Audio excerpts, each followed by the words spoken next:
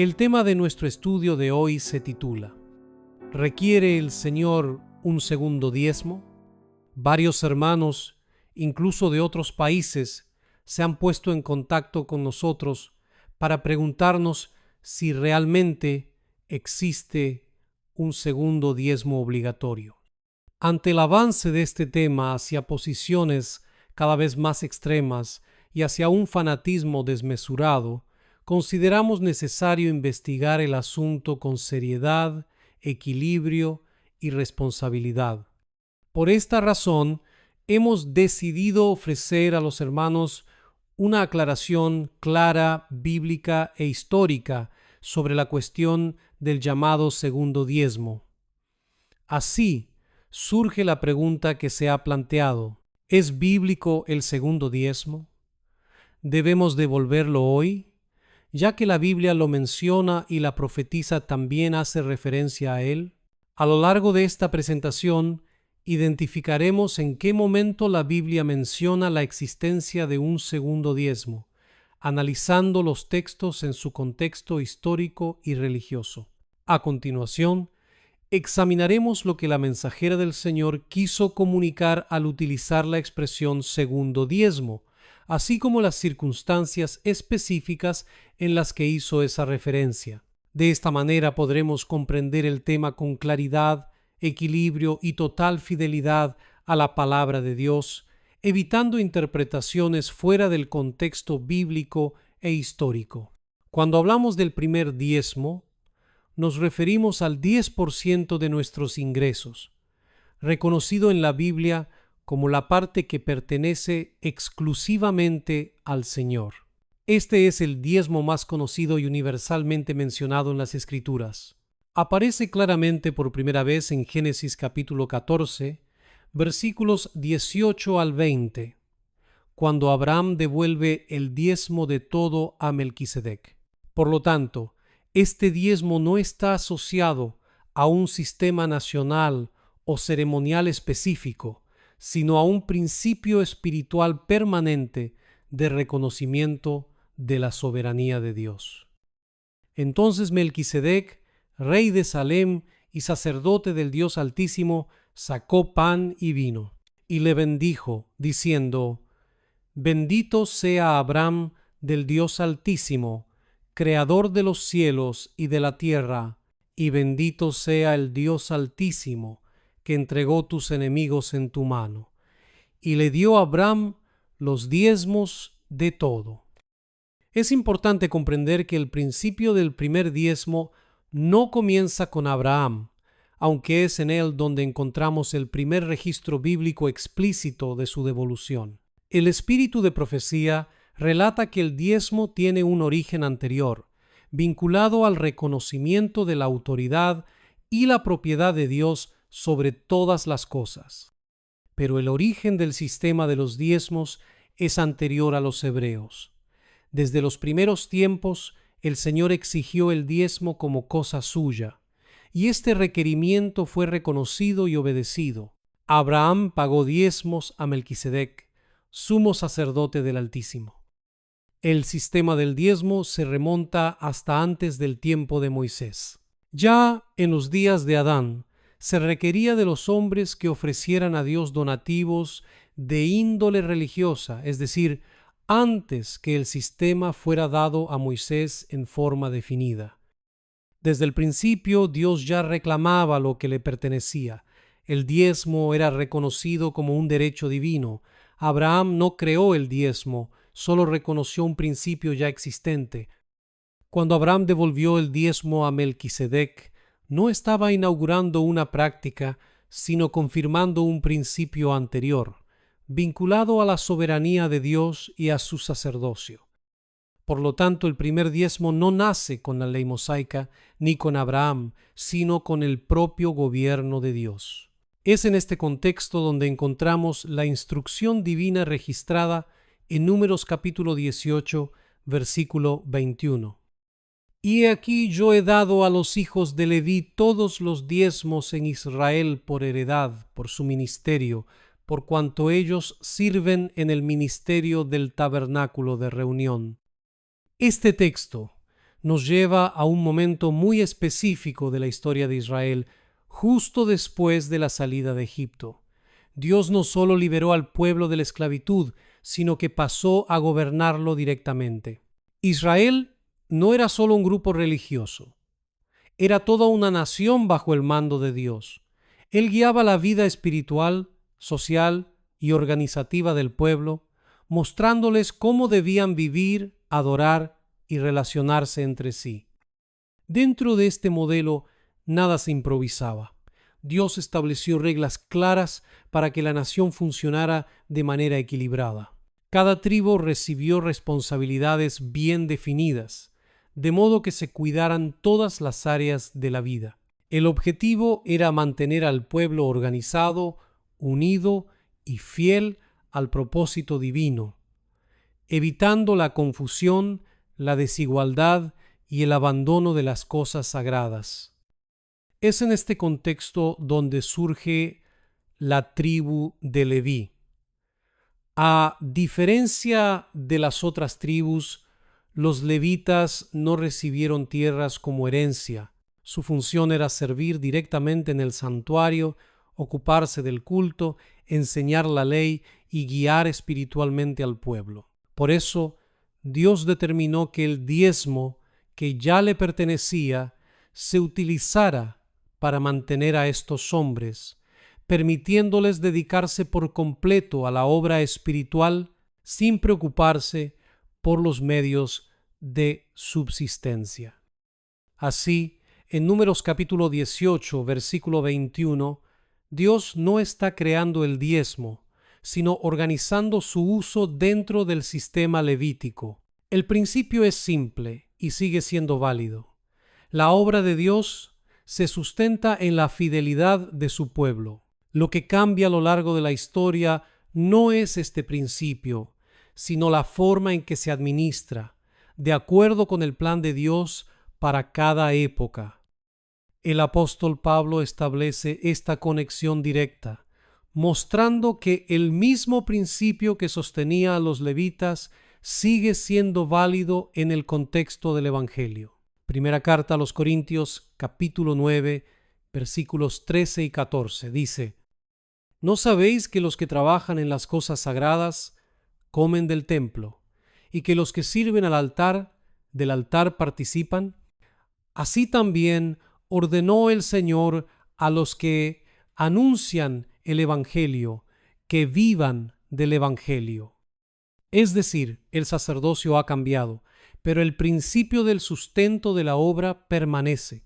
Así como los que servían en el templo vivían de las cosas del templo, de la misma manera los que anuncian el Evangelio pueden vivir del Evangelio. De esta manera, Pablo no presenta un nuevo sistema, sino que aplica un principio ya establecido por Dios, demostrando que el sustento del ministerio siempre ha estado vinculado al servicio espiritual prestado.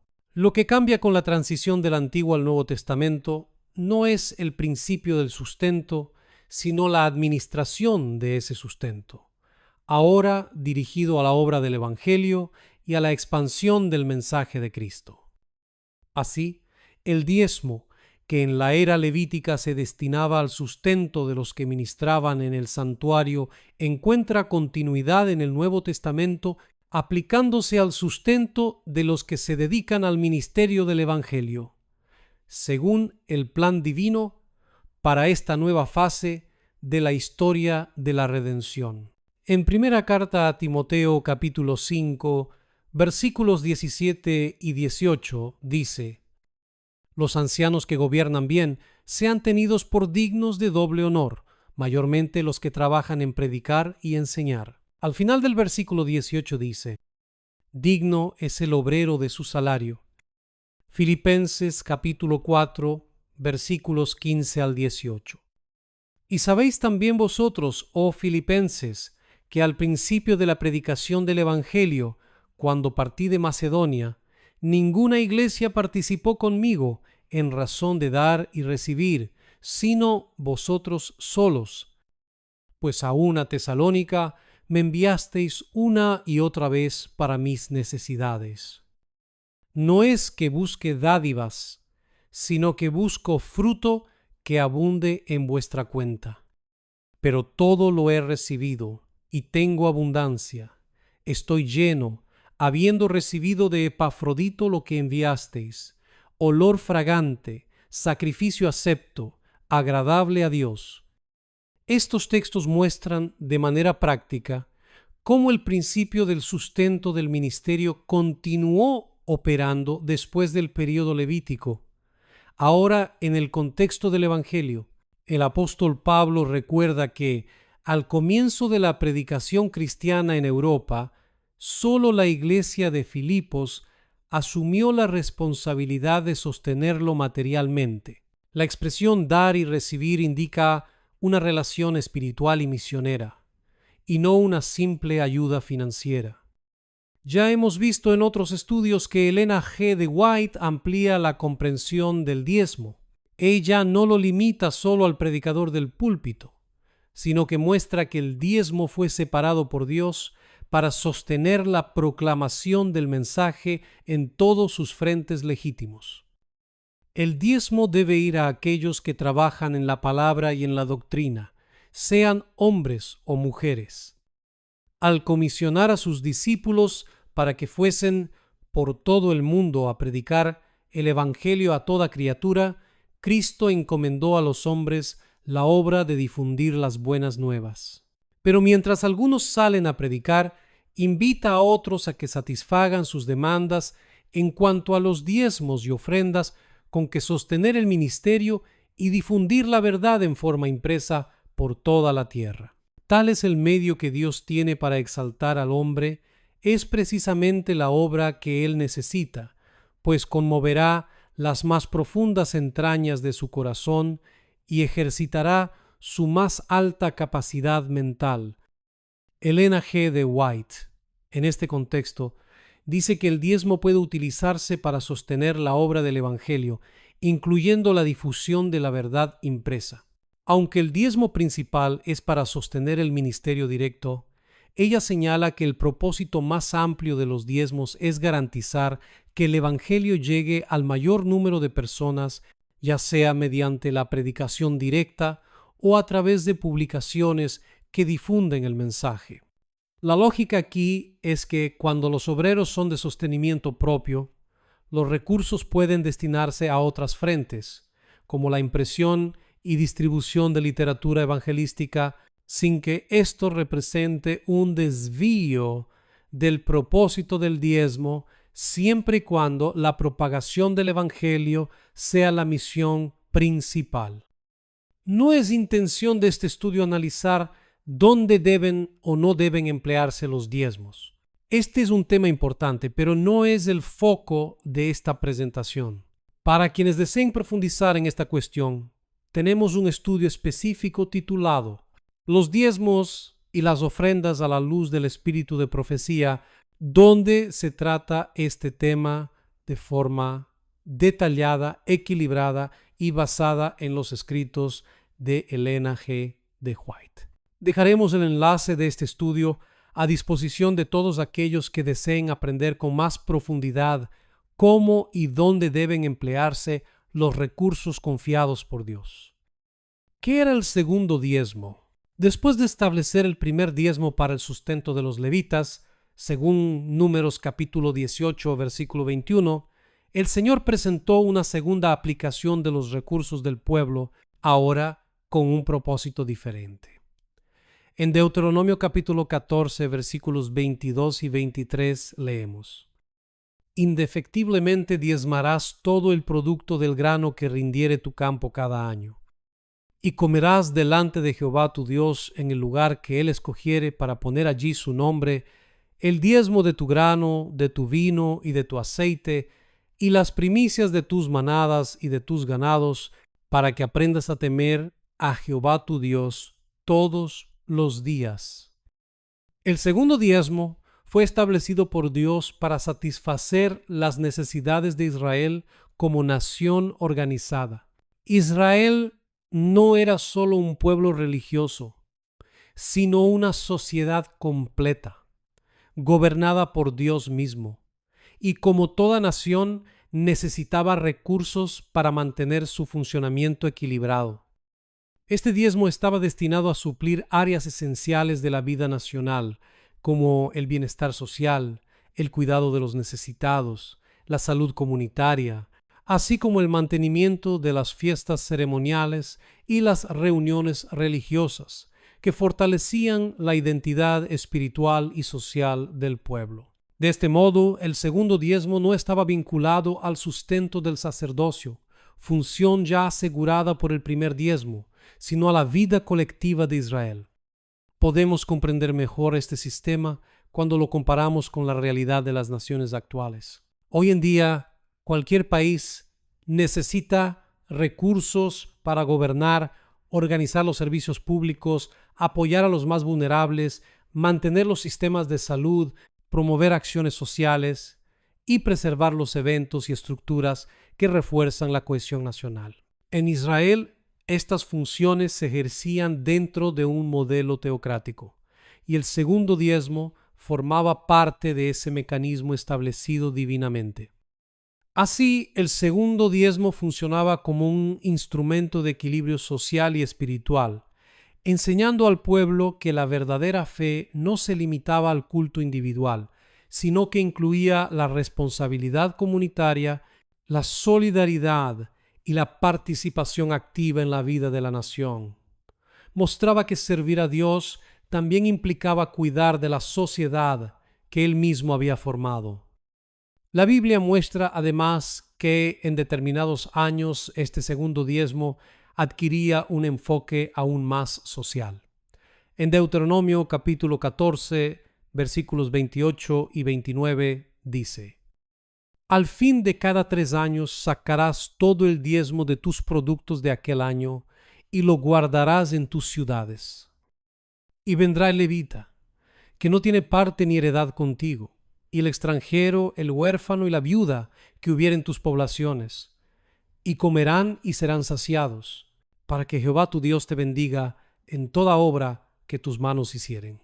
La sierva del Señor dice lo siguiente en Patriarcas y Profetas: a fin de fomentar las reuniones del pueblo para los servicios religiosos y también para suplir las necesidades de los pobres, se le pedía a Israel que diera un segundo diezmo de todas sus ganancias. El segundo diezmo no se limitaba a la gratitud personal. También tenía un fuerte carácter benéfico. La propia ley determinaba que este diezmo se compartiera con los levitas, los extranjeros, los huérfanos y las viudas. Especialmente en el tercer año, se destinaba directamente a los necesitados, para que nadie fuera olvidado entre el pueblo. Y en cuanto al segundo diezmo, sigue vigente. Antes de continuar, recordemos lo que ya hemos visto sobre el segundo diezmo en la época de Israel. Vimos que el segundo diezmo no era para sostener al sacerdocio. Fue instituido para la reunión del pueblo en las fiestas religiosas, para la educación espiritual de las familias y, en el tercer año, para ayudar a los necesitados. Es decir, el segundo diezmo formaba parte de un sistema nacional y pedagógico vinculado a la organización de Israel. Muchas personas afirman que Elena G.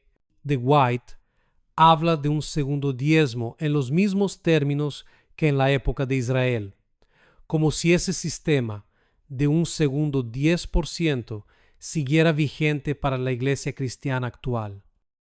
Según este entendimiento, habría aún un segundo diezmo obligatorio, además del primero, que se practicaría de la misma manera que en el antiguo Israel, con usos específicos y definidos. Sin embargo, para evaluar correctamente esta afirmación debemos preguntarnos: ¿enseña realmente Elena G. de White la continuidad de un segundo diezmo obligatorio como en el sistema nacional de Israel? ¿O solo menciona ese diezmo al explicar cómo funcionaba el espíritu de generosidad en el pasado? Por lo tanto, es esencial evaluar el tiempo y el contexto en que se dio cada orientación, así como el lugar y el propósito para los que se estableció. Es precisamente esta distinción la que debemos analizar con atención a la luz de la Biblia y del espíritu de profecía, para no mezclar principios permanentes con aplicaciones circunstanciales, ni correr el riesgo de confundirnos en la comprensión del tema. Muchos defienden que la ley del segundo diezmo sigue siendo válida en nuestros días, basándose en determinados textos que examinaremos a lo largo de este estudio. Comenzaremos por el libro Patriarcas y Profetas, analizando los textos que hacen referencia al segundo diezmo y el contexto en el que se presentaron estas declaraciones. A fin de fomentar las reuniones del pueblo para los servicios religiosos y también para suplir las necesidades de los pobres, se le pedía a Israel que diera un segundo diezmo de todas sus ganancias. Con respecto al primer diezmo, el Señor había dicho: He aquí yo he dado a los hijos de Leví todos los diezmos en Israel. Números capítulo 18, versículo 21. Y acerca del segundo diezmo mandó: Y comerás delante de Jehová tu Dios en el lugar que él escogiere para hacer habitar allí su nombre, el diezmo de tu grano, de tu vino y de tu aceite, y los primerizos de tus manadas y de tus ganados, para que aprendas a temer a Jehová tu Dios todos los días. Deuteronomio capítulo 14, versículo 23.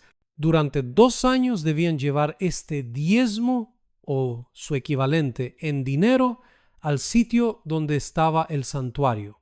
Después de presentar una ofrenda de agradecimiento a Dios y una porción específica para el sacerdote, el ofrendante debía usar el remanente para un festín religioso, en el cual debían participar los levitas, los extranjeros, los huérfanos y las viudas. Se proveía así para las ofrendas de gracias y los festines de las celebraciones anuales, y el pueblo había de frecuentar la compañía de los sacerdotes y levitas a fin de recibir instrucción y ánimo en el servicio de Dios. Cuando Elena White recurre a la historia de Israel en este capítulo, su objetivo no es crear un modelo financiero obligatorio para todas las épocas, sino mostrar principios divinos aplicados en un contexto histórico muy específico. Ella describe cómo Dios organizó a Israel como una nación teocrática, gobernada directamente por él, con leyes que abarcaban no solo la vida espiritual, sino también la dimensión social y económica del pueblo. En ese contexto nacional, el llamado segundo diezmo formaba parte de un sistema creado para mantener el equilibrio de la sociedad. Se utilizaba para las fiestas religiosas, para fortalecer la comunión del pueblo y también para cuidar de los necesitados. Al mencionar este sistema, Elena G. de White pone de manifiesto que Dios deseaba una religión práctica y viva, en la que la fe se manifestara tanto en la adoración como en el cuidado del prójimo. Además, al recordar otras disposiciones dadas a Israel, como la espiga, el año sabático, el jubileo y el cuidado de los endeudados, muestra que el propósito de Dios era evitar injusticias y extremos sociales. El enfoque no está en imponer porcentajes, sino en formar un pueblo justo, misericordioso y responsable, que reconociera a Dios como el verdadero dueño de todo y usara los recursos con equilibrio y compasión. Por lo tanto, al recurrir a la historia de Israel, Elena G. de White está presentando principios, no exigiendo la reproducción literal del sistema levítico. El enfoque de su enseñanza es mostrar que 1. Dios es el verdadero dueño de todo. 2. Los recursos deben administrarse con responsabilidad y compasión. 3. La fe genuina se manifiesta en el cuidado de los necesitados. 4. Y la prosperidad está ligada a la obediencia a los principios divinos. Así, la historia de los israelitas se utiliza como ejemplo, modelo, para enseñar cómo Dios deseaba moldear el carácter de su pueblo y proteger a la sociedad de la injusticia, el egoísmo y la opresión, principios que siguen siendo válidos. aunque la forma administrativa pertenezca a aquella época y a aquella nación. Si la ley dada por Dios en beneficio de los pobres se hubiera observado y ejecutado siempre, cuán diferente sería el estado actual del mundo, espiritual y materialmente. El egoísmo y la vanidad no se manifestarían como ahora se manifiestan, sino que cada uno de los hombres respetaría benévolamente la felicidad y el bienestar de los demás, y no existiría la indigencia hoy tan generalizada en tantas tierras. Los principios que Dios prescribió impedirían los terribles males que en todos los siglos resultaron de la opresión de los pobres a manos de los ricos, al paso que impedirían la acumulación de grandes riquezas y la gratificación del deseo ilimitado de lujo, impedirían también la consiguiente ignorancia y degradación de millares cuya mal recompensada servidumbre es indispensable para acumular esas fortunas colosales. Representarían la solución pacífica de aquellos problemas que en nuestros días amenazan con llenar el mundo de anarquía y efusión de sangre. Cuando Elena G. de White habla de las leyes sociales dadas a Israel, no solo está contando una historia antigua. Al decir que el mundo sería moral, espiritual y materialmente diferente si esos principios aún se practicaran, muestra que lo que Dios enseñó a Israel sigue teniendo valor.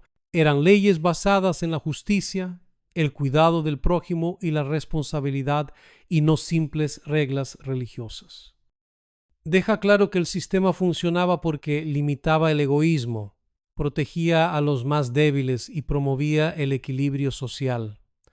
Donde se respetaban estos principios, no había miseria extrema ni opresión constante. Por eso, Elena G. de White afirma que muchos de los problemas del mundo actual, la desigualdad, la injusticia y los conflictos, surgen precisamente porque se han abandonado estos principios divinos.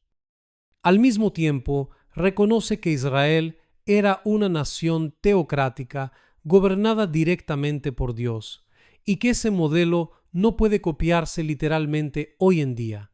Lo que debe preservarse no es la forma administrativa, sino el espíritu que hay detrás de ella. Justicia, misericordia, generosidad y mayordomía fiel. Cuando se viven estos valores, siguen produciendo los mismos frutos. Una sociedad más equilibrada, humana y alineada con el carácter de Dios. En el folleto titulado El segundo diezmo, Elena G. de White vuelve a repetir este mismo concepto de espíritu de liberalidad, llamando al pueblo a desprenderse de las posesiones terrenales y aplicarlas a la obra del Señor de manera organizada y regular. El Señor ha dado repetidamente instrucciones sobre la importancia de esta institución y la necesidad de su creación. Él desea que se construya el sanatorio para que podamos cooperar con sus instrumentos en el alivio de los sufrimientos de la humanidad. Aquí Elena G. de White se dirige al pueblo de Sydney sobre la construcción de un sanatorio. Continúa el texto. Siento una carga especial por el sanatorio de Sydney, que nuestros hermanos y hermanas estudien cuidadosamente y en espíritu de oración la situación actual. Es necesario que hagan todo lo posible para avanzar en la labor del sanatorio. Deben depender en gran medida de sí mismos, ya que los hermanos y hermanas de América han estado muy solicitados y en este momento están haciendo todo lo posible para aliviar a las instituciones en dificultades en Escandinavia. Más adelante en este mismo libro, Elena G. de White utiliza el ejemplo del pueblo de Israel en relación con el segundo diezmo. Vamos a leer solo las partes que están subrayadas. Para promover la reunión del pueblo para los servicios religiosos, así como para proveer a los pobres, antiguamente se exigía un segundo diezmo de todo el aumento. Después de presentar una ofrenda de agradecimiento a Dios, una porción especial a los sacerdotes, los ofrendantes debían usar el resto para una fiesta religiosa. en la que participaban los levitas, los extranjeros, los huérfanos y las viudas. Este diezmo proporcionaría un fondo para fines caritativos y de hospitalidad. Las contribuciones exigidas a los hebreos con fines religiosos y caritativos ascendían a 1/4 de sus ingresos. Nosotros que disfrutamos de la plena luz y los privilegios del Evangelio, ¿debemos contentarnos con dar a Dios menos que aquellos que vivieron en la dispensación anterior, menos favorecida? No, porque las bendiciones de las que disfrutamos son mayores. ¿No aumentan proporcionalmente nuestras obligaciones? Cuando Elena G. de White afirma que las contribuciones exigidas a los hebreos ascendían a aproximadamente 1/4 de los ingresos, no se refiere a un único diezmo, ni está creando una nueva regla para la Iglesia. Está describiendo el conjunto de obligaciones que existían en Israel como nación teocrática. Esa cantidad era el resultado de la suma del primer diezmo, el segundo diezmo y otras provisiones obligatorias, como las ofrendas festivas, los primogénitos, las espigas, el año sabático y el jubileo. Todo ello formaba parte de un sistema nacional específico propio de aquella época. Cuando Elena G. de White plantea la pregunta de si es coherente dar menos que un pueblo que vivió con menos luz espiritual, algunos lo entienden como una orden de repetir literalmente el modelo de Israel hoy en día, pero ese no es su punto. La pregunta que ella hace no es matemática ni administrativa, sino moral y espiritual. El enfoque no está en copiar porcentajes, sino en evaluar la actitud del corazón ante la luz y los privilegios recibidos. El argumento es simple. Si un pueblo con menos revelación demostraba fidelidad y generosidad, ¿cómo puede un pueblo con mucha más luz responder a Dios con menos entrega, menos gratitud y menos compromiso? La incoherencia que ella señala no está en los números, sino en la postura espiritual. Ella no ordena aplicar un segundo diezmo obligatorio, ni establece nuevos porcentajes fijos. Por lo tanto, Elena G. de White no está enseñando que debemos dar exactamente lo mismo que daba Israel, sino que no tiene sentido dar menos en espíritu, cuando recibimos mucho más en gracia, conocimiento y responsabilidad. La medida de nuestra entrega debe acompañar la luz que recibimos, no por imposición legal, sino por fidelidad, gratitud y amor a Dios. Analicemos otro texto. En este capítulo, Elena G. de White aborda un tema muy específico: la responsabilidad de la Iglesia en la educación de los niños y jóvenes. El enfoque central no es el sistema del diezmo en sí, sino el mantenimiento de las escuelas de la Iglesia y la necesidad de sostener a los obreros que realizan una obra espiritual, misionera y formativa de gran importancia. A lo largo del texto, ella enfatiza que la educación cristiana no es un tema secundario. Por el contrario, es una parte esencial de la misión de la Iglesia. Por eso habla de la elección de los maestros, del carácter que deben tener, del ambiente de las escuelas y de la responsabilidad conjunta de los padres y la Iglesia. Todo esto requiere recursos.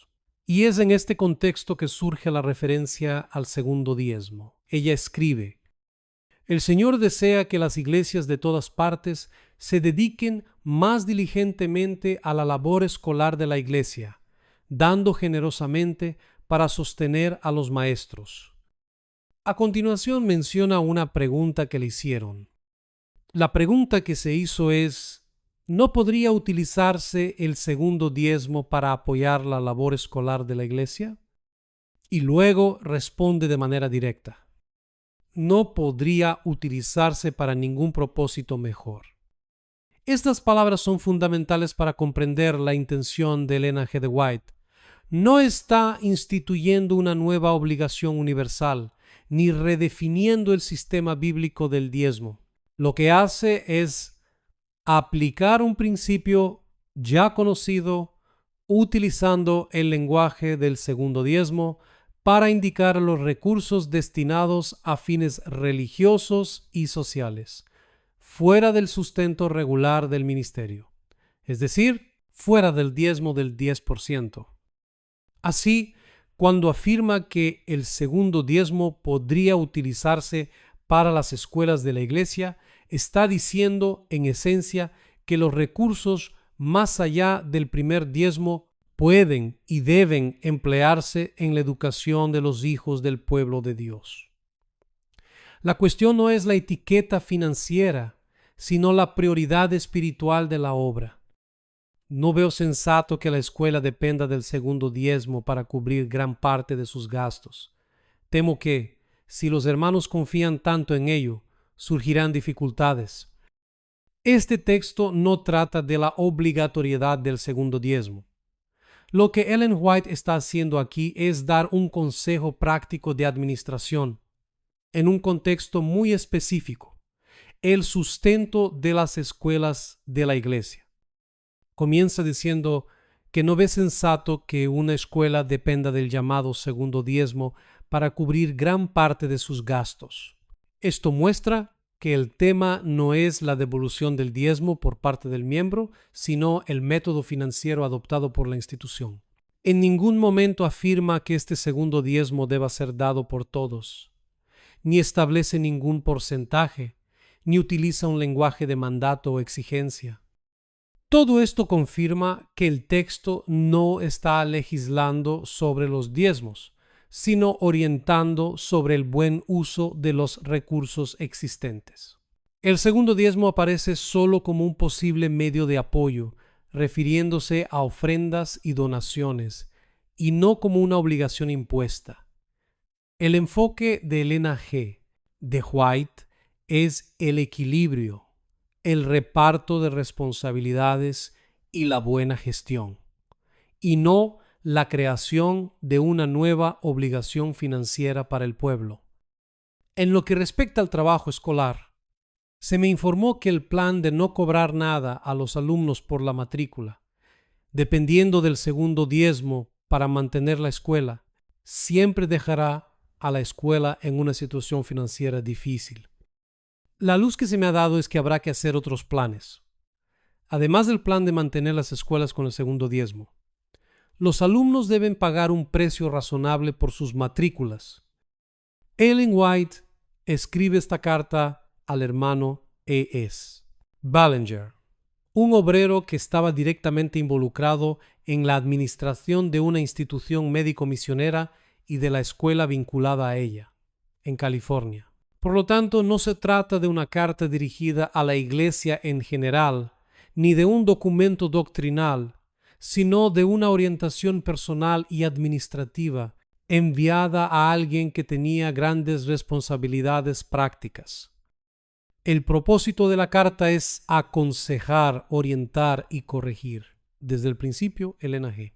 de White reconoce la excesiva carga que recaía sobre este obrero, recomendando incluso la contratación de un contable, lo que demuestra que estaba preocupada por la buena gestión de la institución. A lo largo del documento, comenta las mejoras realizadas en las instalaciones, las posibles adquisiciones de terrenos, la organización del sanatorio, así como el equilibrio entre las tareas administrativas y la labor evangelística, que ella considera la parte más importante de la obra. Es en este contexto de gestión institucional donde surge la referencia al segundo diezmo. Ellen White no escribe para discutir la validez bíblica del diezmo, sino para corregir un plan financiero específico que se estaba adoptando: mantener la escuela sin cobrar matrículas y sostenerla principalmente a través del segundo diezmo. Su objetivo es evitar que Ballinger siga invirtiendo energía y recursos en un modelo que, según la luz que había recibido, conduciría inevitablemente a dificultades financieras. La consagración a Dios de un diezmo de todas las entradas, ya fueran de la huerta o la cosecha, del rebaño o la manada, del trabajo manual o del intelectual, la consagración de un segundo diezmo destinado al alivio del pobre y otros usos benéficos, tendía a mantener siempre presente ante el pueblo el principio de que Dios es dueño de todo y que ellos tenían la oportunidad de ser los canales a través de los cuales fluyeran sus bendiciones. Era una educación adaptada para acabar con todo egoísmo y cultivar la grandeza y la nobleza de carácter. En este texto se menciona un segundo diezmo dentro de un contexto claramente histórico y pedagógico. Al describir el plan de vida que Dios estableció para Israel, no está introduciendo una nueva norma para la iglesia cristiana, ni discutiendo la obligatoriedad de un sistema financiero actual. Su objetivo es mostrar cómo Dios educó a Israel mediante principios prácticos, incorporados en la vida cotidiana de la nación. A lo largo del capítulo, presenta a Israel como un pueblo que estaba siendo formado en todos los aspectos de la vida: espiritual, familiar, social, económico y comunitario. Dios no enseñaba solo con palabras, sino también mediante instituciones, fiestas, leyes sociales, organización del trabajo, cuidado de los pobres y formas concretas de consagración. Todo formaba parte de un método divino de formación del carácter. Es en este contexto donde surge la referencia al primer y al segundo diezmo. El primero mantenía viva en el pueblo la conciencia de que Dios era el legítimo dueño de todo. El segundo, por su parte, destinado a ayudar a los necesitados y a otros actos de benevolencia, enseñaba la generosidad, la responsabilidad social y el desapego. Elena G. de White deja claro que este arreglo tenía como objetivo combatir el egoísmo y desarrollar la generosidad de espíritu y la nobleza de carácter. Así, cuando habla del segundo diezmo, lo hace como parte de un sistema educativo dado a Israel, propio de una nación teocrática, en el que Dios utilizaba medios concretos para formar un pueblo equilibrado, solidario y consciente de su misión. El punto central no es la literalidad del modelo, sino los principios que transmitía Dios en el centro de la vida: la fidelidad, el cuidado del prójimo y la disposición a ser un canal de bendiciones. Veamos otro texto utilizado para intentar hacer creer que Elena G. de White aprueba un segundo diezmo siguiendo el modelo del sistema de Israel. El texto se encuentra en Patriarcas y Profetas, y destacaremos solo los párrafos en los que algunos se basan para afirmar que, además del primer y segundo diezmo, Elena G. de White da a entender que el total de estas contribuciones ascendería a aproximadamente la cuarta parte de todos los ingresos. Las contribuciones que se les exigían a los hebreos para fines religiosos y de caridad representaban por lo menos la cuarta parte de su renta o entradas. En el contexto del estudio que estamos desarrollando, este texto de Patriarcas y Profetas debe leerse con mucho cuidado para no atribuir a Elena G. de White algo que ella no está prescribiendo, sino describiendo. Cuando Elena G. de White afirma que las contribuciones exigidas a los hebreos ascendían a una cuarta parte completa de sus ingresos, está describiendo el sistema nacional religioso de Israel tal como existía bajo la economía teocrática. Esa cantidad incluía varias categorías distintas de contribuciones. El primer diezmo, destinado al sustento de los levitas. El segundo diezmo, vinculado a las fiestas religiosas y a la asistencia social, y otras ofrendas y tributos obligatorios, relacionados con el funcionamiento civil y religioso de la nación. Por lo tanto, la cuarta parte no se presenta como un único diezmo, ni como un modelo que se pueda trasplantar directamente a la iglesia cristiana, Se trata del total acumulado de las responsabilidades financieras que recaían sobre Israel como nación gobernada directamente por Dios, con un templo, un sacerdocio, un sistema judicial y una asistencia social centralizados. Ellen White no está enseñando que el pueblo de Dios en el tiempo del fin deba devolver una cuarta parte de sus ingresos, ni que haya múltiples diezmos obligatorios para la iglesia. Ella usa el ejemplo de Israel como ilustración histórica para reforzar el principio de que Dios honra la fidelidad y la generosidad y que su pueblo nunca pierde al confiar en él.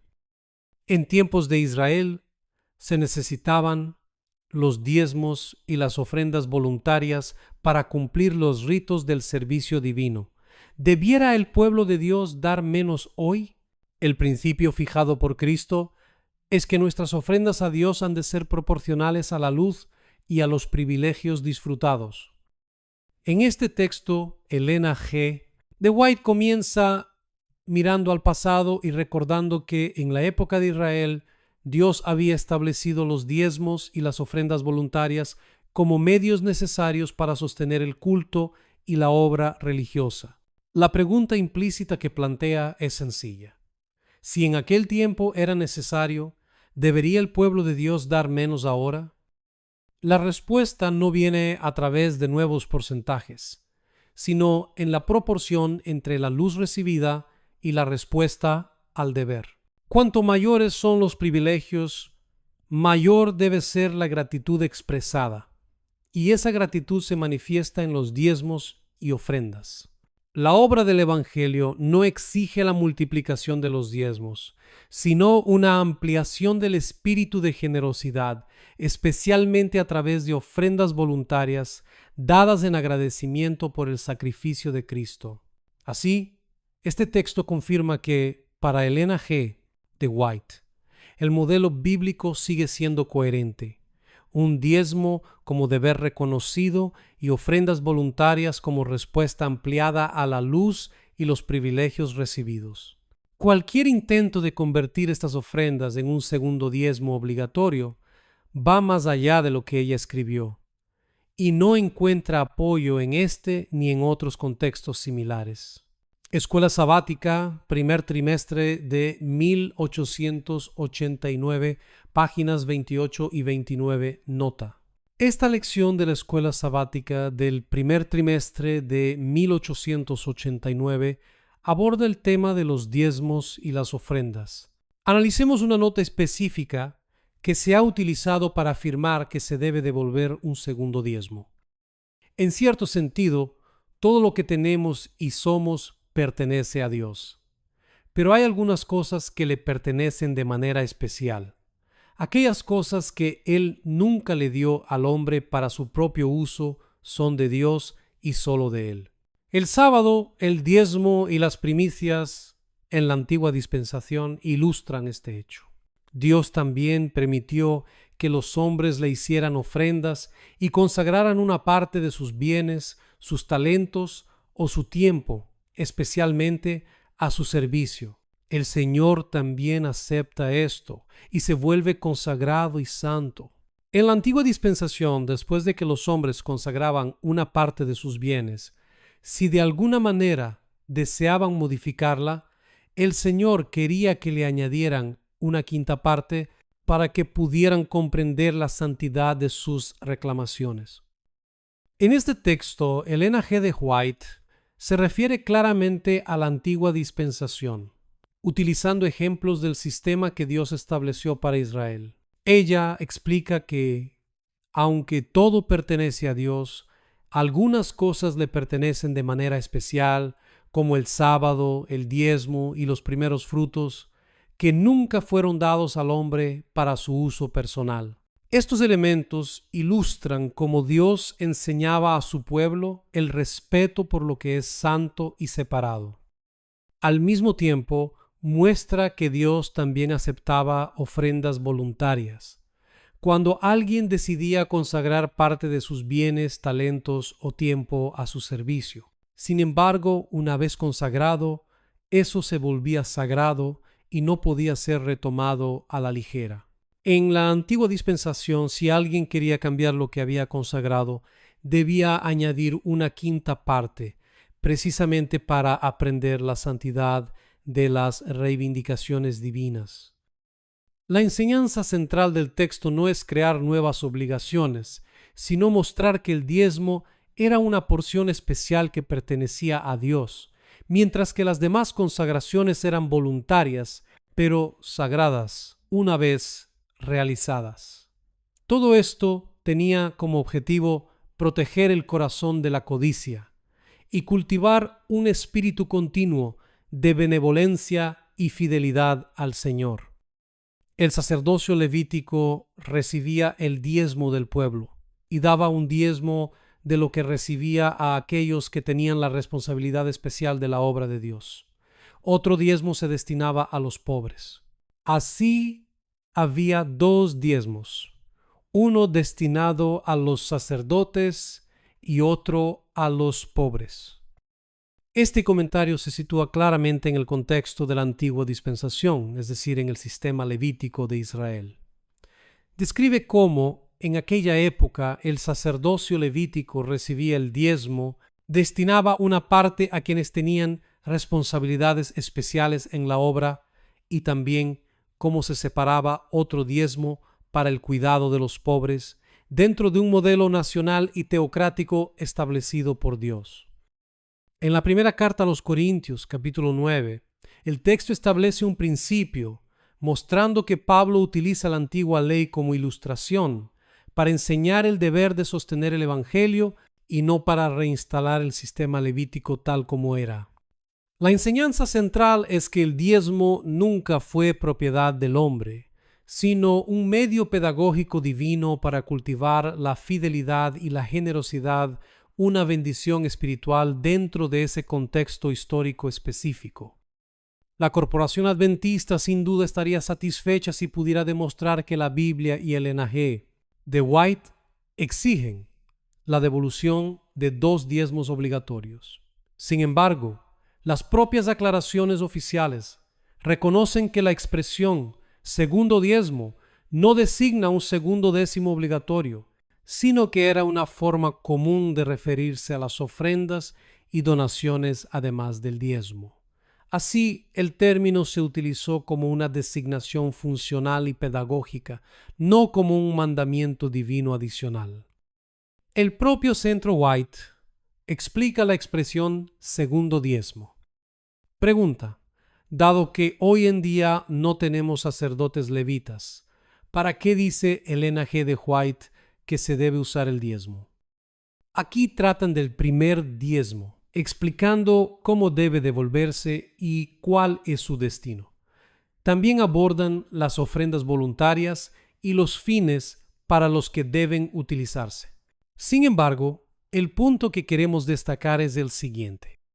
La señora White a veces utilizaba la expresión segundo diezmo como sinónimo de estas ofrendas.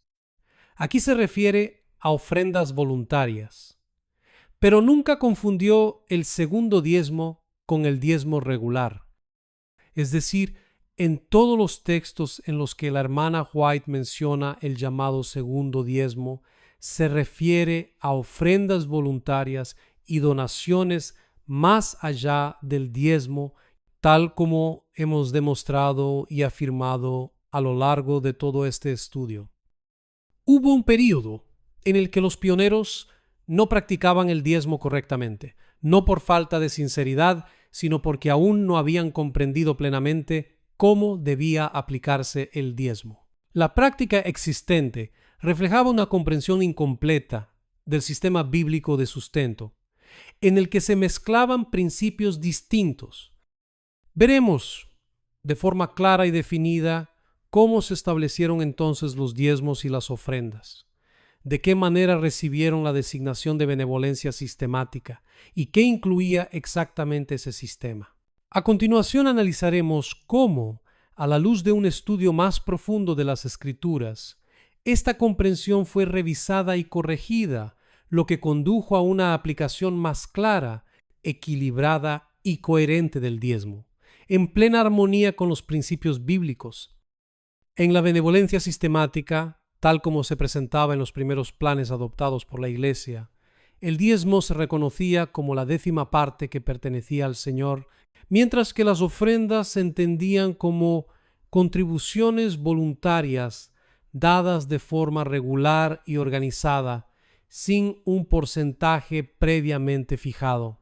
Este conjunto de prácticas, diezmos y ofrendas, denominaba benevolencia sistemática, término que abarcaba todo el método organizado de sustento de la obra, distinguiéndolo de las donaciones ocasionales o improvisadas.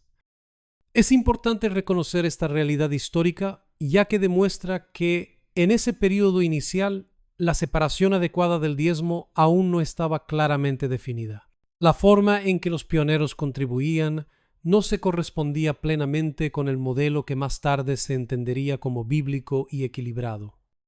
Un ejemplo de ello se encuentra en la Review and Herald del 9 de abril de 1861, en la que un lector dirige una pregunta a James White preguntándole si el 10% debía calcularse proporcionalmente sobre las posesiones de cada persona, teniendo en cuenta que unos poseían más que otros, y si ese método no crearía una forma de desigualdad entre los hermanos. La respuesta se da de acuerdo con el entendimiento de ese momento. Nos referimos exactamente a lo que las iglesias están adoptando en Michigan. Aquí hace referencia a una declaración publicada en Buen Samaritano número 5. En Good Samaritan número 5, James White presenta un esfuerzo inicial de la iglesia para organizar el sustento de la obra de Dios de manera regular y responsable. Habla del diezmo como la base de este sistema, pero explica que en ese momento la iglesia aún estaba aprendiendo a aplicar el principio bíblico en la práctica. Por lo tanto, el método propuesto no calculaba el diezmo directamente sobre los ingresos reales, sino que estimaba los ingresos a partir del valor de la propiedad para luego definir una contribución regular. Continúa el texto. Es decir, consideran el uso de sus bienes por un valor equivalente al 10% del dinero. Ese 10% se considera como el aumento de sus bienes. El diezmo de eso sería del 1%, lo que equivaldría a casi 2 centavos por semana por cada $100 que nuestros hermanos, por conveniencia, están de acuerdo en pagar. Luego vienen las donaciones personales. Que los jóvenes que no tienen propiedades sujetas a impuestos se presenten aquí con nobleza, al igual que las jóvenes. Es importante destacar que en ningún momento, en el artículo del Buen Samaritano número 5, James White habla de un segundo diezmo. Todo su argumento gira en torno a un único diezmo, entendido como la 10ª parte, y a las donaciones personales voluntarias que acompañaban a ese sistema para promover la igualdad y la participación de todos. Aunque propone diferentes formas prácticas de calcular y organizar la contribución en ese período, no aparece la idea de 2/10 partes, ni la definición de un segundo diezmo distinto del primero. Por lo tanto, este artículo muestra una etapa inicial de la comprensión adventista sobre el diezmo. Un esfuerzo sincero por aplicar el principio bíblico con los recursos y la comprensión disponibles en ese momento. Sin embargo, más tarde, con un estudio más profundo de las Escrituras y el apoyo de los escritos de la mensajera del Señor, esta comprensión se corregiría y maduraría, conduciendo a una aplicación más clara y coherente del diezmo como la 10ª parte de los ingresos reales. A mediados de la década de 1870, la Iglesia Adventista vivía un período de expansión, y con ella crecía también la necesidad de un sustento más estable y fiel para la obra. Fue en este contexto que a principios de 1875 Elena G. de White comenzó a tratar de manera más directa y práctica el tema del sustento de la causa, abordando los diezmos y las ofrendas como parte de lo que entonces se llamaba el plan de benevolencia sistemática. Si todos aquellos a quienes Dios ha concedido riquezas terrenales cumplieran su plan, dando fielmente la 10ª parte de todas sus ganancias. Obsérvese que en ningún momento Ellen White habla de 2 diezmos. Y no retuvieran sus ofrendas por transgresión y sus ofrendas de agradecimiento. En este punto, ella señala el sistema de diezmos y ofrendas, haciendo una comparación con el modelo seguido por el pueblo de Israel. Sin embargo, es importante destacar, y repetimos, que en ningún momento ella establece o aplica de manera obligatoria la existencia de un segundo diezmo. La simplicidad del plan de benevolencia sistemática no disminuye sus méritos, sino que exalta la sabiduría de Dios en su organización. Si la benevolencia sistemática fuera adoptada universalmente, de acuerdo con el plan de Dios, y el sistema de diezmos fuera cumplido tan fielmente por los ricos como por las clases más pobres, no habría necesidad de repetidos y urgentes llamamientos para recaudar fondos en nuestras grandes reuniones religiosas. En este artículo, ella llama la atención sobre la simplicidad y la sabiduría del plan divino. Si los creyentes fueran fieles en devolver la 10ª parte de sus recursos y además no retuvieran las ofrendas de gratitud y las ofrendas por transgresión, el tesoro tendría provisión constante para sostener el avance de la obra. Así, la benevolencia sistemática, que incluía el diezmo del 10% más ofrendas voluntarias y votos, no se consideraba solo una idea de generosidad ocasional, sino un método ordenado que abarcaba tanto el diezmo como las ofrendas, cada uno con su propia naturaleza. Más tarde, esos mismos consejos se conservaron y se recopilaron en el libro Testimonios para la Iglesia, tomo 3, especialmente en los capítulos 33, Diezmos y ofrendas, y 34, Benevolencia sistemática. Y es significativo señalar que la propia nota editorial de Ellen White Writings registra que estos 2 capítulos, publicados a principios de 1875, ayudaron a afianzar una comprensión más amplia de la mayordomía cristiana, sentando las bases para los pasos administrativos que la Iglesia daría más adelante. La nota dice: es interesante notar lo oportuno del tiempo cuando los mensajes de instrucción y consejo nos llegaron a lo largo de los años. Desde el año 1859, los adventistas del séptimo día habían progresado en la aceptación de sus responsabilidades hacia Dios al comprender su mayordomía tocante a la benevolencia sistemática. Pero al principio no percibieron la plena obligación del diezmo, la 10ª parte de los ingresos.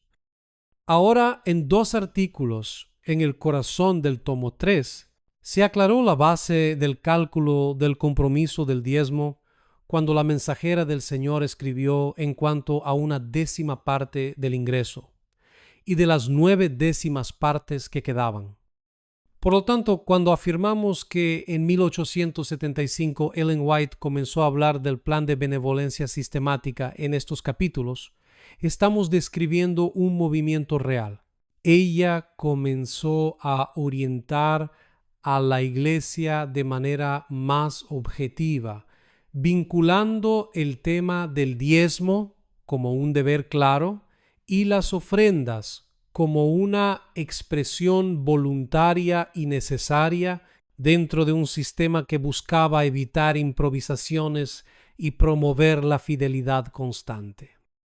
Y es precisamente a partir de este punto que se hace posible seguir de forma cronológica cómo se fue refinando la comprensión adventista. Primero, el esfuerzo por la organización y la regularidad.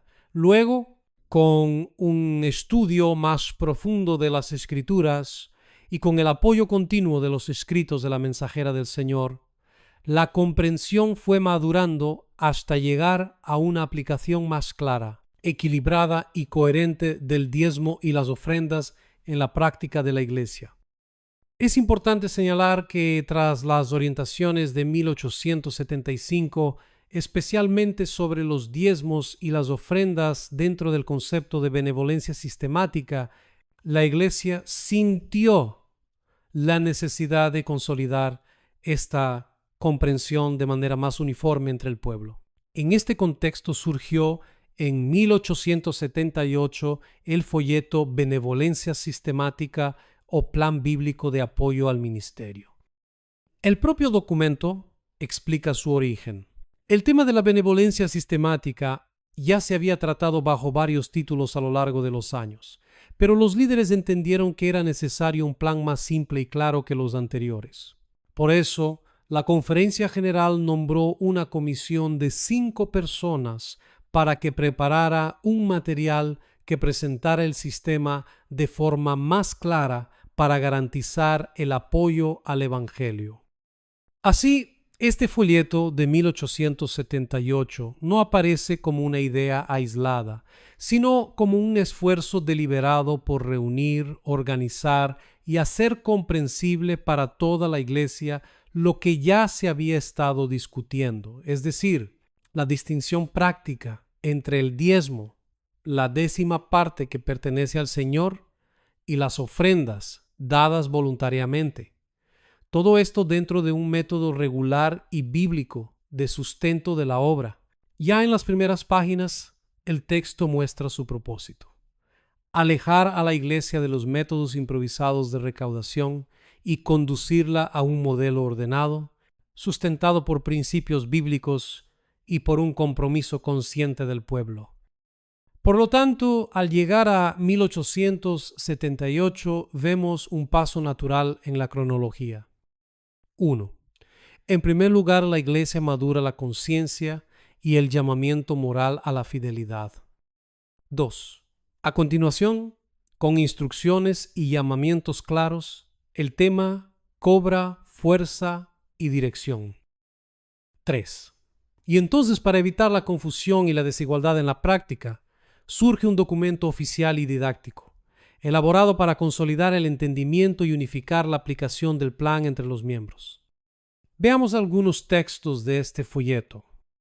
Por lo tanto, una 10ª parte de todos nuestros ingresos y ganancias pertenecen al Señor. Observe que el Señor no dice, debes darme una 10ª parte, sino que dice que una 10ª parte pertenece al Señor. Levítico capítulo 27, versículo 30. El Señor nos da generosamente 9/10 partes de todo lo que ganamos. Con ello, debemos satisfacer todas nuestras necesidades y las de nuestras familias, tales como alimentación, vestimenta, educación, impuestos y otros gastos necesarios. Pero una 10ª parte el Señor se la reserva para sí mismo.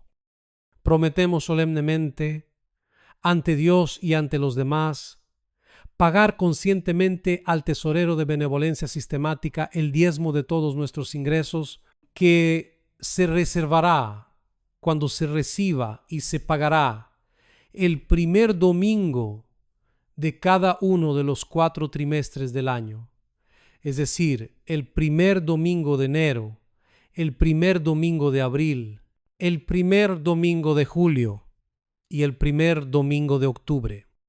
Si un agricultor cosechaba 100 fanegas de trigo, 10 de ellas eran del Señor.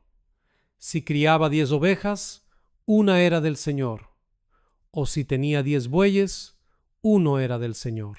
Si ganaba $10, uno era del Señor.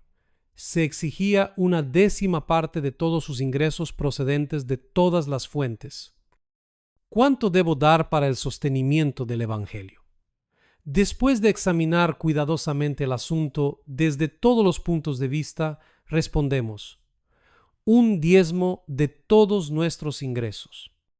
A la luz de estos principios, resulta evidente que el plan presentado en este folleto no introduce ni sugiere la existencia de un segundo diezmo. Toda la enseñanza converge en un único diezmo, claramente definido como la 10ª parte de los ingresos, reconocida como perteneciente al Señor desde su origen.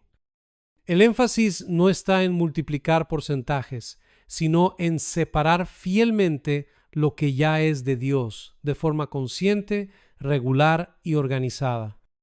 Las orientaciones prácticas que se dan solo sirven para disciplinar la fidelidad y no para crear nuevas exigencias financieras. Todo lo que va más allá de este diezmo se trata de manera distinta, como una expresión voluntaria de generosidad, nunca como una segunda obligación fija.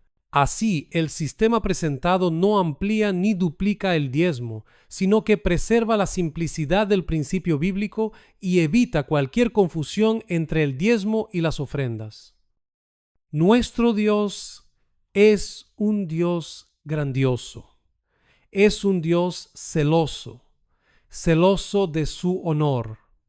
Él concede libremente sus bendiciones a sus criaturas, pero debe ser honrado por ellas, por lo que exige que, de todo lo que nos da, reconozcamos primero su autoridad y su bondad, llevándole una ofrenda antes de usar algo para nosotros mismos.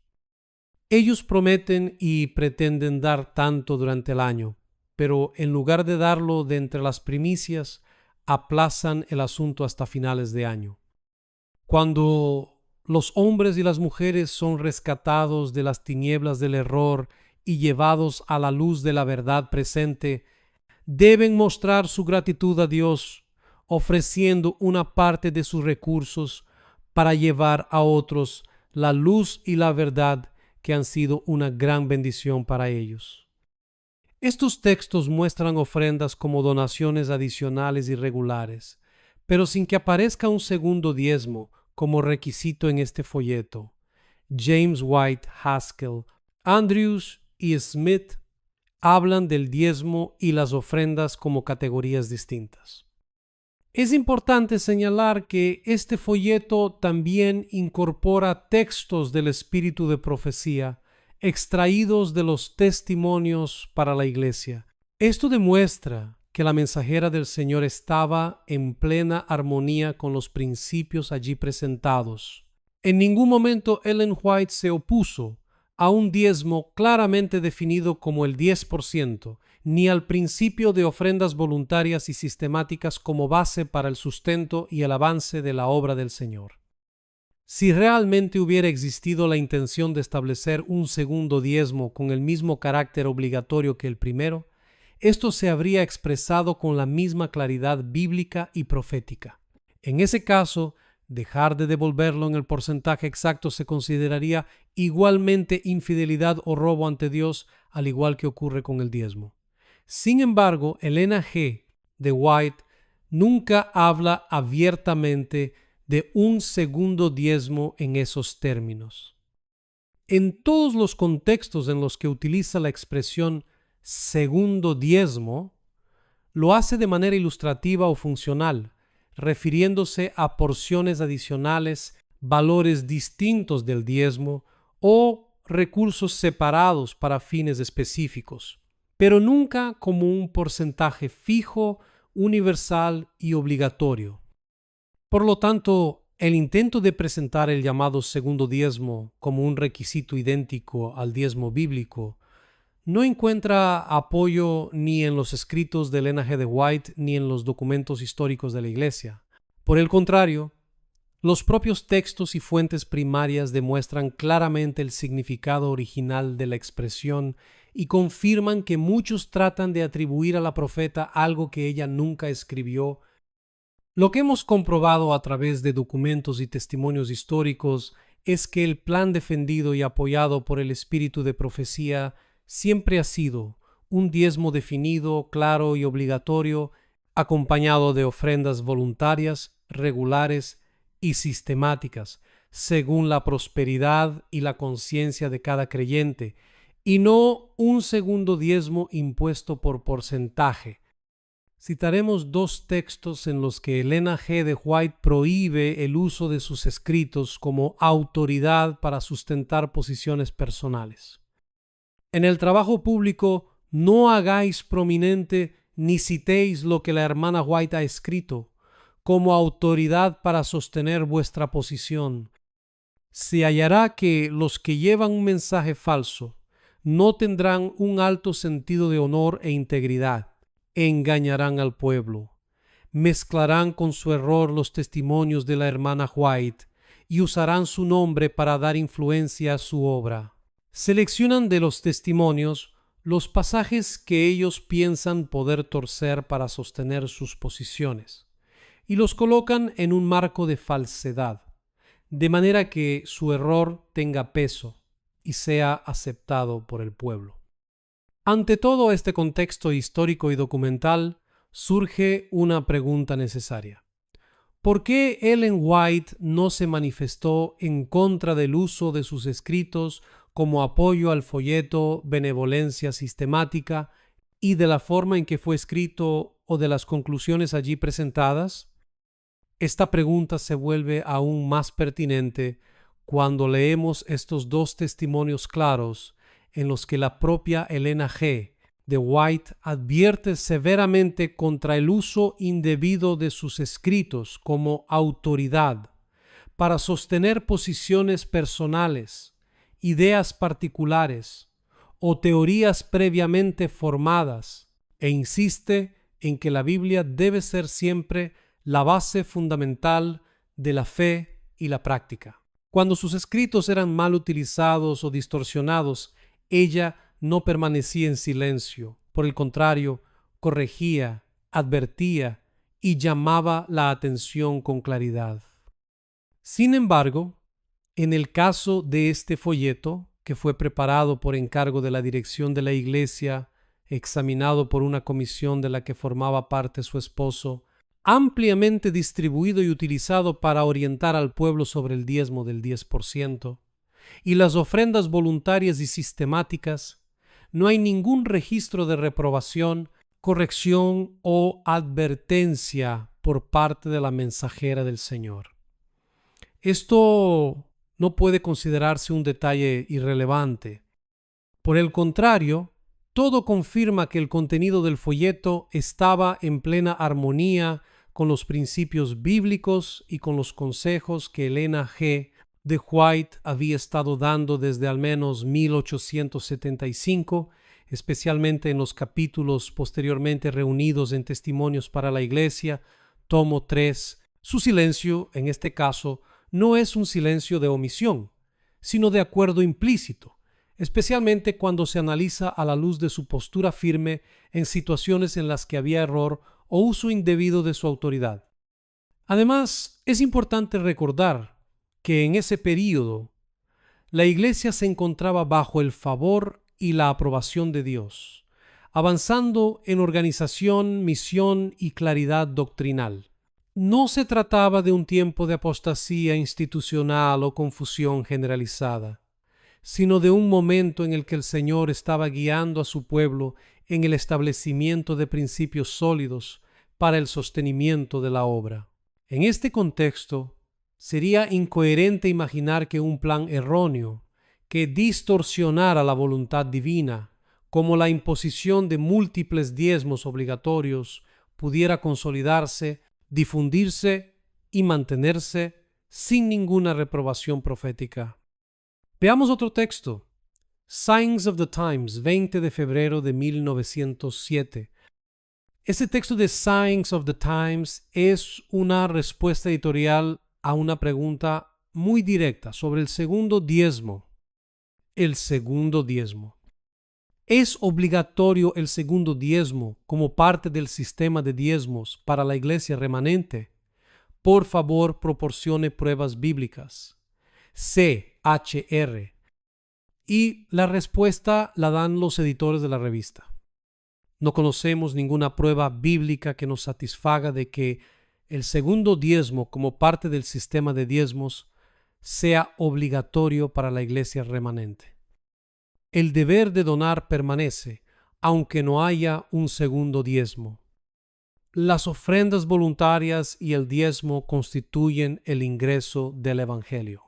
Dios pide cierta porción de los recursos confiados al hombre, un diezmo, pero deja a todos libres para decir cuánto es el diezmo y si ellos quieren o no dar más que esto. Han de dar según se proponen en su corazón. Pero cuando el corazón está conmovido por la influencia del Espíritu Santo y se ha hecho un voto de dar cierta cantidad, el que hizo el voto ya no tiene derecho sobre la porción consagrada. Hizo su promesa delante de los hombres, y ellos son llamados a atestiguar la transacción. Al mismo tiempo, incurrió él en una obligación del carácter más sagrado para cooperar con el Señor en la edificación de su reino en la tierra. ¿Una promesa así hecha a los hombres sería considerada ineludible? ¿No son más sagradas e ineludibles las promesas hechas a Dios? ¿Son las que juzga el tribunal de la conciencia menos válidas que los contratos hechos con los hombres? Desde el principio del texto, Elena G. de White afirma claramente que Dios reclama un único diezmo, al decir que Dios reclama una parte determinada, el diezmo. El diezmo aparece como la parte fija que pertenece al Señor, mientras que todo lo que va más allá de eso entra en el ámbito de las ofrendas voluntarias, que se dejan a la decisión consciente del creyente según lo que haya propuesto en su corazón. El diezmo se presenta como la base del sustento de la obra, lo que Dios reclama claramente como suyo. Las ofrendas, por su parte, surgen como expresión de gratitud, generosidad y compromiso espiritual. Elena G. de White refuerza que Dios no obliga a nadie a dar más que el diezmo, sino que concede libertad para que cada uno decida si desea contribuir más, de acuerdo con la influencia del Espíritu Santo. Sin embargo, añade un principio solemne. Cuando alguien, bajo la impresión del Espíritu de Dios, hace un voto, esa decisión no puede deshacerse a la ligera. Lo que se ha prometido se convierte en una porción consagrada y la persona ya no tiene derecho a retractarse, pues ha asumido una obligación sagrada ante Dios. Así, el texto enseña que el diezmo es único y reclamado por Dios. Las ofrendas son voluntarias, pero los votos hechos conscientemente no pueden ser anulados, pues forman parte de la fidelidad cristiana y de la cooperación con el Señor en la edificación de su obra. En toda iglesia debe establecerse un fondo para los pobres. Luego, cada miembro presentará una ofrenda de agradecimiento a Dios cada semana o cada mes, según resulte más conveniente. Esta ofrenda expresará nuestra gratitud por los dones de la salud, el alimento y las ropas cómodas. Y en la medida en que Dios nos haya bendecido con estas comodidades, apartaremos recursos para los pobres, los dolientes y los angustiados. Al obrar en su favor, obramos para Jesús en la persona de sus santos. Él se identifica con la humanidad doliente. Demos regularmente, sea 10, 20 o 50 centavos por semana, según lo que quisiéramos ver anotado en el registro celestial en el día de Dios. El enfoque de este texto está en las ofrendas, especialmente aquellas destinadas al cuidado de los pobres. Ella orienta que en cada iglesia haya un tesoro específico para los necesitados, sostenido por ofrendas regulares de gratitud presentadas semanal o mensualmente según la posibilidad de cada miembro. Ellen White enfatiza la regularidad, no el impulso momentáneo. Las ofrendas no deben depender de sentimientos o inclinaciones pasajeras, sino hacerse de manera constante y planificada. Las cantidades mencionadas, pequeñas sumas semanales, refuerzan que el principio no es el tamaño de la cantidad, sino la fidelidad y la constancia. Vivimos en un mundo de abundancia. Si las donaciones y ofrendas fueran proporcionales a los medios que cada uno ha recibido de Dios, no habría necesidad de hacer un llamamiento urgente para recaudar fondos en estas grandes reuniones. Nuestro Dios no es un tirano que exige que los pobres donen a la causa los recursos que pertenecen a su familia para mantenerla cómoda y por encima de la miseria. Aquí vemos una advertencia contra el uso de la presión espiritual o emocional en las grandes reuniones. Este tipo de apelación puede llevar a personas sinceras que aman profundamente la causa de Dios a hacer compromisos más allá de su capacidad real. El resultado es que, a menudo, la familia acaba sufriendo por promesas hechas en el calor del momento, sin la debida reflexión. Este no es el plan de Dios para el sustento de su obra. Dios no exige que los pobres sacrifiquen lo que es necesario para el sustento digno de su familia. Dios desea un pueblo fiel, generoso y consciente, que done con sabiduría, responsabilidad y gratitud, nunca por presión, miedo o culpa. En los días de los apóstoles, los hombres iban por todas partes predicando la palabra. Se levantaron nuevas iglesias. Su amor y celo por Cristo los llevó a actos de gran renuncia y sacrificio. Muchas de estas iglesias gentiles eran muy pobres. Sin embargo, el apóstol declara que su profunda pobreza abundaba en la riqueza de su generosidad. Sus donaciones iban más allá de sus posibilidades. Los hombres arriesgaban sus vidas y sufrían la pérdida de todas las cosas por causa de la verdad. El plan de redención fue totalmente voluntario por parte de nuestro Redentor, y es el propósito de Cristo que toda nuestra benevolencia sea ofrecida libre y espontáneamente. Incluso las iglesias extremadamente pobres participaron generosamente, no porque estuvieran bajo un mandato financiero adicional, sino porque sus corazones habían sido tocados por la verdad. Su generosidad no nació de un porcentaje impuesto, sino de un profundo compromiso con Cristo y con la misión. Esto deja claro que el plan de la redención es voluntario y que Cristo nunca pretendió que la benevolencia fuera arrancada por obligación o coacción. Dios no obra mediante imposiciones humanas, sino por la respuesta libre del corazón. Por eso, aunque el diezmo es claramente exigido por Dios, todo lo que va más allá de él entra en el ámbito de la liberalidad voluntaria, guiada por la conciencia, la gratitud y las posibilidades reales de cada persona. No estamos diciendo que nadie pueda dar más del 10% del diezmo que Dios exige. Hay quienes pueden contribuir con un 5% más, otros con un 3% más, y también hay quienes, según su realidad, solo pueden presentar ofrendas voluntarias de gratitud de acuerdo con las bendiciones recibidas. El punto central no es el porcentaje extra, sino la fidelidad, la conciencia y la buena planificación ante Dios. Dios no exige una medida igual para todos, sino que espera una mayordomía sincera, equilibrada y guiada por el amor, y no un nuevo mandamiento de los hombres impuesto a la conciencia. Llegamos así al punto central de nuestra pregunta inicial. ¿Requiere el Señor un segundo diezmo, siguiendo el modelo del sistema israelita? A la luz de la Biblia, de los escritos de Elena G. de White y de la historia adventista, analizados con cuidado contextual, la respuesta es no. Lo que Dios reclama claramente como suyo es un único diezmo, la 10ª parte de los ingresos, principio permanente que atraviesa toda la Escritura y sigue siendo válido en la actualidad.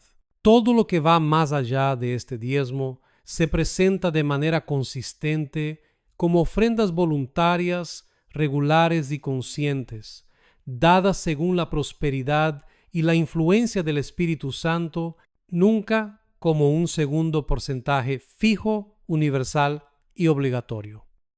Hemos visto que el llamado segundo diezmo en la Biblia y en los escritos de Elena G. de White pertenece a un contexto histórico específico vinculado a la organización nacional y teocrática de Israel con fines sociales, educativos y comunitarios. Cuando Ellen White recurre a este sistema, lo hace de manera descriptiva y pedagógica para ilustrar principios de liberalidad, justicia y responsabilidad social y no para establecer un nuevo mandamiento financiero para la Iglesia cristiana. En ningún momento instituye, ordena o exige un segundo diezmo en los mismos términos que el primero, ni fija ningún porcentaje adicional como deber universal del pueblo de Dios hoy en día. Al mismo tiempo, este estudio deja claro que la inexistencia de un segundo diezmo obligatorio no disminuye la responsabilidad cristiana de donar. Por el contrario, la profundiza. Dios llama a su pueblo a ir más allá de la mera obligación, cultivando un espíritu de gratitud, fidelidad y generosidad proporcional a la luz y los privilegios recibidos. El plan divino sigue siendo sencillo, equilibrado y coherente. Un diezmo claramente definido como perteneciente al Señor, acompañado de ofrendas voluntarias, regulares y sistemáticas, fruto de un corazón consagrado.